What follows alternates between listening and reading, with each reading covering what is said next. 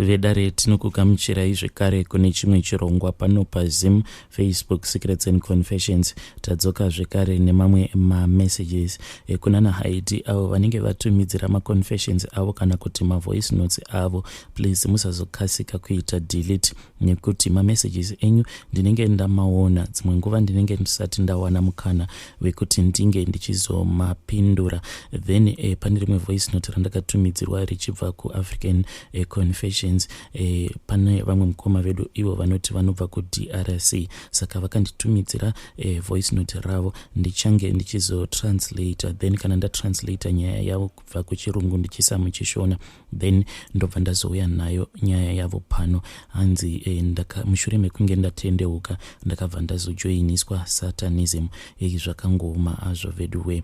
Regai tibva tapinda mumamessages edu atadzoka takakubatirai. Hanzi makadi zvenyu mukoma Nash, ndiri kukumbirawo kuti munge muchindiposterawo nyaya yangu. Inini mukoma ndakaroorwa apo pandainge ndichitori musikana wechidiki. Panguva yacho iyoyo yandakaroorwa ndainge ndine makore 15 ekuberekwa.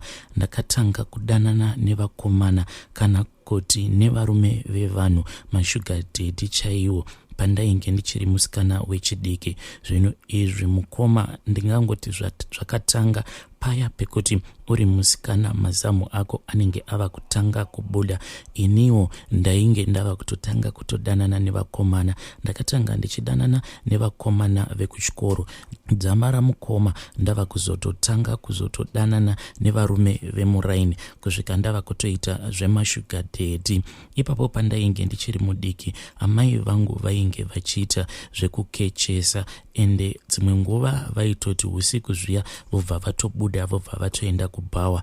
Then pano nepapo dzimwe nguva vaitouya nemaclient avo. Dzimweni dzenguva mukoma taiti kana tichigara paimba pekuti tinenge tichingoloja 1 room kana kuti 2 room, amai vaitombotiti budai panze. Then vaizoti kana vapedza kuita bonde neclient yavo ndipo pavaizotidana kuti tinge tichidzokera mumba. Sometimes amai vaikwanisa kuti paya pavanenge vadzoka usiku vakakinura door vakaona sekunge isusu tinenge takarara, instead yekuti vange vachitimutsa vaibva vazongokwira pamubhedha nekastoma yavo vobva vatanga kutoita bonde nekastoma yavo. Saka amai chavainge vasingazivi ndechekuti sometimes apo pavainge vachiita bonde nemaclient avo isusu tinenge takatosvinura asi tichinyepedzera sekunge tinenge takarara. Saka apa pandainge ndichiri mudiki mukoma ndainge ndava kutoziva kuti chii chinonzi kuita bonde, ende ndiri munhu wekuti ndingangoti ndiri munhu uya akangokura akasaraundwa nevanhu vechikuru, a lot of old men. Zvinhu izvi zvakatanga kubva ndichiri musikana wechidiki, ende whenever amai pavainge vasipo pamba zvakazotanga kuita vamwe sisi vangu avo vainge vari vahombe kwandiri. Panguva yacho ivowo vainge vatoti yarukei, vatova stage iya yekuti munhu anenge ava kutarisirwa kuti ava kutotangawo kupfimbwa nevakomana. Ivo sisi vedu ava zvavainge vachiita ndezvekuti makastoma amama aiti kana akauya zviya, kana apaka panze pegedhi ipapo pamba patinenge tichigara, sisi vaibva vanditi ndinge ndichinoona kuti imota yaani yakapaka, nekuti mamwe maclients amama zvaaita ndezvekuti aikwanisa kungouya nekagurosari like chingwa kana kuti mukaka, sometimes wo nezvatinenge tichifanira kuti tinge tichizodya usiku ihwohwo. Makastoma awa aizviita kunyange amai vasipo. Zvimwe kuda ndo zvavainge vakatenderana naamai vedu. Saka sisi vaingoti kana vakaona sekunge kunenge kuine motikari inenge yakapaka kugeti vobva vati kwandiri, mhanya unoona kuti ndiani akapaka kugeti. Iniwo mukoma ndaibva ndamhanya ndobva ndaenda kugeti kuya ndobva ndanotarisa kuti ndiani. Saka dzimwe nguva ndaizoti kana ndasvika kuya ndobva ndazoona kuti inenge iri customer yamama inenge ichitodawo short time kubva kuna mama. Ndaibva ndazodzoka ndobva ndazoudza sisi kuti ikastoma yamama, saka ndoiudza kuti kudi sisi ndo pavaibva vati mira inini ndiende kunotaura naye. nayo. Sisi vaizoti kana vaenda kunotaura nekastoma iya yamama inenge ichitsvaka amai vedu, dzimweni dzenguva kana uri usiku, ndaizoona sisi vava kupinda motikari muya, munhu uya obva adhiraivha motikari ameno kuti anenge achienda kupi nasisi. Then sisi pavanozodzoka, sometimes vaidzoka vakatibatira madrinks, maputi nezvimwe zvinhu zvakasiyana siyana vaine mari, vachiti ivo vainge vapiwa mari nekastoma iyoyo yamama. Saka sisi zvinhu izvi vakatanga vachizviita in secret. Dzamara vava kutoti zviya kana amai vasipo, like amai kana kuri kunzi vanenge vashanya, ivo sisi vaizoti kana vakaba macustomers iwawo amama vaikwanisa kutoita full night vakazvivharira nekastoma yamama mubedroom mamama. So amai vedu mukomanashe ndingangoti kubva tichiri vadiki, maybe kutobva tichitori kumagrade 1 ikoko, amai vedu vainge vakatidzidzisa kuti mari unokumbira sei, ende kukumbira mari zviya zvekutoti munhu waunenge uchikumbira mari semwana mudiki anobva atokupa. Amai vedu vakatidzidzisa kuti kana uchida kukasika kupiwa mari unofanira kuti unge uchienda kunokumbira munhu uya anenge ari wechikuru, ndiye anokasika kunzwira mwana mudiki mari. Saka ndo zvataiwanzokuita izvozvo mukoma. Ikoko kwatainge tichigara taitovawo nedzimwe dzimba dzekutoti taitoenda pamba ipapo apo panenge pachigara vanhu vechikuru, tobva taita sekunge tinenge tanyanya kubatwa nenzara, then ivo vanhu vaya vaibva vatinzwira tsitsi vobva vatipa chikafu. Saka chikafu chose icho chataiswera tichikumbira taibva tazouya nacho kumba, tobva taunganidza chikafu ichocho mumba. Amai vedu ndo zvavainge vari izvozvo. Vaiva munhu uya wekuti vaisambotenga grocery kana kuita sei, imimi mega ndimi maitozvionera. So amai izvi zvese zvatainge tichiita zvekuti taipota tichifamba neraini tichikumbira chikafu tichiita sekunge mumba hamuna kana chikafu, yet imo mumba mukoma munenge makaita kulodha nechikafu. Zvose izvi amai vedu vainge vachizviziva. Ndakazoti zvino apo pandainge ndava ne15 years ndo pandakabva ndazodecide kuti ndinge ndichitiza neimwe customer yaamai vangu mushure mekunge ndatanga kubanana nekastoma yaamai vangu iyoyo. Saka ndakabva ndazotya kuti zvino amai kana vakazozviziva kuti ndiri kupota ndichirara nekastoma yavo, amai vangu vanokwanisa kuzondiuraya nekundirova. Ndo pandakabva ndazofunga kuti regai ndinge ndichitiza naye customer iyi, but ainge ari mudhara wechikuru. But ndakati ndaenda kunogara nemudhara uya ndo pandakabva ndazoroorwa zvekare.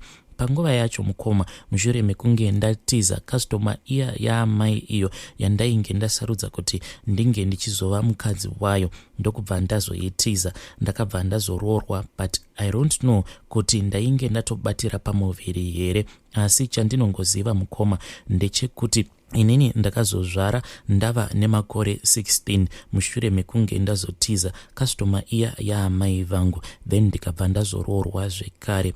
Sezvo ndainge ndichiri musikana wechidiki mukoma, pfungwa dzangu dzainge dzisati dzatombomachuwa, ndaingoitiswa yose yose nemurume iyeye uyo ainge andiroora, plus nevamwe varume mukoma vepamba pacho ipapo painge pachigara murume iyeye. Vazhinji varume vacho vaigara vachingonditorera advantage, sekuti zviya kana murume wangu uyo ainge akandiroora panguva yacho iyoyo asipo, ndaiti zviya ndichitosuka kana maplates panze, waingokaruka watoona umwe murume anenge achigara ipapo ari bachura, kunyangwe akatoroora ava kutotanga kutokutamba newe zvisina kunaka. Vazhinji vacho mukoma ndakazogumisidzira ndava kutosangana navo pabonde. Handizive kuti ndakarara nevarume vangani apo pandainge ndiine pamuviri pe mwana wangu mukoma. Ndakatomborara neumwe murume uyo wandainge ndisingatombonyatsokuzivi nezvake.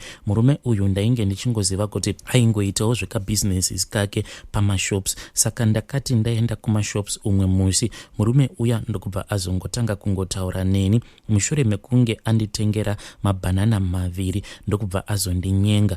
Then pandakamubvuma iye akabva ati ainge achidawo something in return. Ndikati muri kudei? Akabva ati nditevere. Mukoma takangoti fambei zvishoma tichibva pamashops iwawo ndokubva tapinda mune kamwe kainge kakaita kachisango, so but kachitondo ikako kainge kasimbori kure nemashops. Ndokubva tatsvaka nzvimbo yekuti tingakwanisa kuita bonde, ndokubva tatorara paya tikabva taita bonde. Takati tapedza kuita bonde, umwe neumwe ndokubva aenda kwake kwaainge akananga. Panguva iyi Mukoma, pandakaita zvinhu izvi, ndinorangarira kuti ndainge ndichiri 6 months pregnant. Then murume uyo wandainge ndava kugara naye paakazviziva kuti ndo zvandainge ndava kuita izvozvo zvekuti ndinopota ndichipinza vanhurume mumba kana iye asipo ari kubasa, plus paakazviziva kuti ndiri kupota ndichirara nevarume vevanhu muraini, akandidzinga sembwa Mukoma. Haana kana kumbondinzwira tsitsi kuti nyombo yangu yainge yakura. Akabva andidzinga pamba, then kuti ndinge ndichidzokera kumba kuna amai, iyi ndakanzwa hana yangu ichirova because amai vangu vainge vava kusatomboda kunzwa nezvangu since paya pandainge ndakaba customer yavo. Mukoma, ndakangozvara ndiri street kid, ndainge ndichingogara mustreet kudaro kusvika ndazvara, but ndainge ndichingoita chero chakwanisa kuti chinge chichingondiraramisa. Murume woga uyo anenge auya pandinenge ndakagara obva anditi anenge achida kundipa mari, ndaingoita chero zvaanenge andiudza. Zvose izvi Mukoma, it was just a part of survival. Painge pasisina zvekuita. I would do anything for that money. I struggled like that Mukoma until I met this other man. Asi kubva zvandakatanga kusangana nemurume uyu andina kumunzwisisa, kunyange zvangu ndainge ndichiri mwana wechidiki at that time. But ndega ndakazviona kuti murume uyu airakidza kuti ainge akaromba nekuda kwezvimwe zvinhu zvaaipota achitaura nezvimwe zvinhu zvaaipota achiita mushure mekunge taita bonde. Saka murume uyu zvaaiwanzokuita ndezvekuti aiti kana akauya obva andipika up from that street iro randainge ndichigara, then aibva azoenda neni kumba kwake. Imba yake ndinorangarira kuti yainge iri kuBorodale. Saka murume uyu aiti pose patinenge taenda kumba kwake kuBorodale, pose paanenge achiita zvose izvo zvaanenge achiita neni, aibva anditi usataura nekuda kwekuti ukataurisa mudzimai wangu aripo. Ininiwo semwana wechidiki ndaibva ndatanga kunzwa kutya kuti panapa kana mukadzi wake aripo ndinokwanisa kurohwa kana kuurawa. Mazuva ekutanga murume uyu aipota achindinwisa rimwe drink, ende ndaingoti kana ndanwa drink iroro Mukoma ndobva ndanzwa kurukutika, kupera simba, meaning kuti aipota achindipa madrugs. But by the time pandakazotanga kuona kuti ndo zvaainge achindiita, iye akabva azozviregedza. I think kuti iye anga atozviudza kuti munhu uyu ajaira manje. Saka murume uyu zvaaiwanzokuita ndezvekuti aiva neimwe nyoka Mukoma.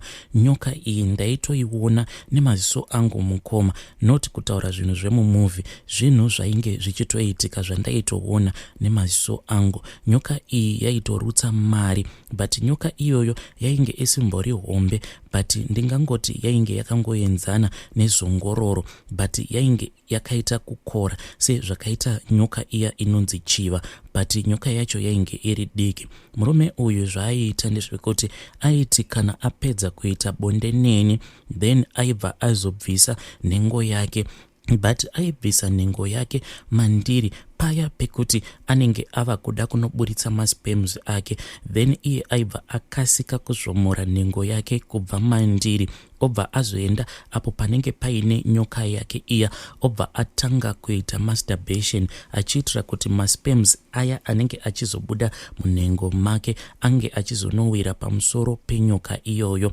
Then aiti kana apedza kuprodusa kudaro pamusoro penyoka yake, obva azokasika kubuda muimba imomo matinenge tiri, ameno kuti aibva aenda murumu ipi, but aiti paanenge adzoka anenge akabata rimwe changani bhegeso rinenge riri black, then mune rumwe ruoko ainge akabata broom, mutsvairo uya. Then nyoka iya iye aizoti nyoka iyoyo ichirutsa mari, iye nekoko anenge achitsvairira mari iyoyo inenge ichirutswa nenyoka muchangani bhegi riya raanenge abva naro akaribata mune imwe room. After that nyoka iyoyo yaingoti kana yangopedza kurutsa mari, nyoka iyoyo yobva yatodisappear. Zvinhu izvi mukoma zvakaitika kwandiri gore rose ra2007 kusvika ndega ndazonzwa kuti ndaneta manje, ndokubva ndazofunga nzira dzekuti rekedzai zvangu ndiende kuSouth Africa. Panguva yacho mukoma ndainge ndichiri mudiki, then takazoti tazosvika muBeitbridge takati zvino tava kuenda kuna Limpopo kuti tinge tichikrosa tichienda kuSouth Africa, ndo patakabva tazobatwa nemagumaguma. Then ndokubva tazobatwa nemagumaguma, inini ndikabva ndazobatwa chibharo nemagumaguma iwawo. Ndakati ndabatwa chibharo kudaro ndokubva tazoramba zvedu tichifamba mushure mekunge magumaguma iwawo atisiya. Takati tazosvika muMessina ndokubva ndazotorwa neimwe church mushure mekunge vanhu vataura kuti mwana uyu abatwa chibharo nemagumaguma. Akati one day saka muendeseiwo kuchipatara kuti anotariswa kuti vanhu ava vamubata chibharo hapana here anokwanisa amupa chirwere. Saka ndakati ndatanga ndaendeswa kuchipatara mushure mekunge ndapiwa mapiritsi. Chechi iya ndokubva yazonditora ikabva yazoenda neni kune imwe NGO. Then ndokubva ndazotanga kuendeswa kuchikoro. Since 2007 mukoma handina kana kuzombogara ndadzokera kumusha zvekare. Next time apo pandakazozama kuti ndinge ndichizopindawo murudo zvekare mukoma ndakabva ndazowira mumaoko ari very wrong. It seems as if pose pandinozama kuti ndinge ndichipinda murudo ndinongosangana nevarume ivavo vanenge vari varume vanenge vachiita zvemushonga zvehurombwa izvozvo. And I am even afraid kuti ndinge ndichitaura zita rechechi yacho, because chechi iyoyo mukoma ndo yatingatoti is the most popular church muno muSouth Africa. Vanhu vazhinji vemuno vanopinda chechi iyoyo. So ndakati ndava kutanga kugara nemurume iyeye ndo pandakabva ndaona kuti saka most of the Christian leaders vazhinji vacho vanenge vachitonamata Satani chaiye, because nguva zhinji murume uyu aiti kana akatanga kundidzidzisa bhaibheri paya aibva atanga kuti zvitendero zvose zvinodzokera kuna Lucifer. In the church iyi mukoma ndingangoti muno muSouth Africa vanhu vazhinji maSouth African vanopinda church iyoyo vanogumisidzira vava kuita sekunge vanenge vasina kukwana. Saka iye ex-husband uyu zvaaiwanzokuita ndezvekuti vaiti kana vaine munhu wavo uyo anenge achida kubuda muchechi uyo wavanenge vatageta, vaibva vazotanga kuita mamwe maprayers kuitira kuti pfungwa dzake dzinge dzichizorasika. But vanhu ava zvavaivaita ndezvekuti pfungwa dzako kana vakati vanenge vaida kuti dzinge dzichirasika hadzirasiki completely, because unenge uchitokwanisa kutoenda kubasa, kutodrivawo motikari, kutoroora, kuita vana, but unenge wakangoita kamwe kakusakwana. So I don't know mukoma kana kuine vanhu vakambosangana nevanhu vakadaro vanenge vabuda muchechi imomo kuti unge uchimuona munhu iyeye ndepaya pekuti kana wava kutaura naye ndo paunobva wazonotisa kuti munhu uyo wandiri kutaura naye is not 100% normal. Saka iye ex-husband wangu ndo zvaainge achiita izvozvo. Vaipota vachiitira vanhu minamato iyoyo. Nyangwe inini mukoma chechi iyoyo ndinototyawo kutoi-expose nekuda kwezvinhu zvandakaona. Saka ndakagara naye murume uyu kubva mugore iroro ratainge tasangana kusvika mugore ra2016. Ndo pandakazosarudza kuti let me walk away from that marriage. But even today mukoma ndinogara ndichingonzwa kumutya my ex-husband iyeye nekuti akatoita like mukuru wombichana kuchechi ikoko. Mukoma, when I look at my past experience ndingangoti upenyu hwangu mukoma hwakangokanganisika kubva ndichiri mudiki. When we broke up na ex-husband iye akabva ati kwandiri, I want to make sure kuti you will never get married again. Ende kubva ipapo mukoma pandakazorambana nemurume iyeye, I am slowly losing in interest in love. Ndinongoti kana ndikangoda kupinda murudo ndobva ndangonzwa kamwe kakungoneta, so kakungoboyekana. But paya pandinenge ndiri single ndinenge ndichitonzwa kuti life yangu inenge ichinyatsokundifaira. Vedare ndo meseji yandakatumidzirwa ichibva kuna vanzvadzi vedu. Zvakangoma hazvo vedu we.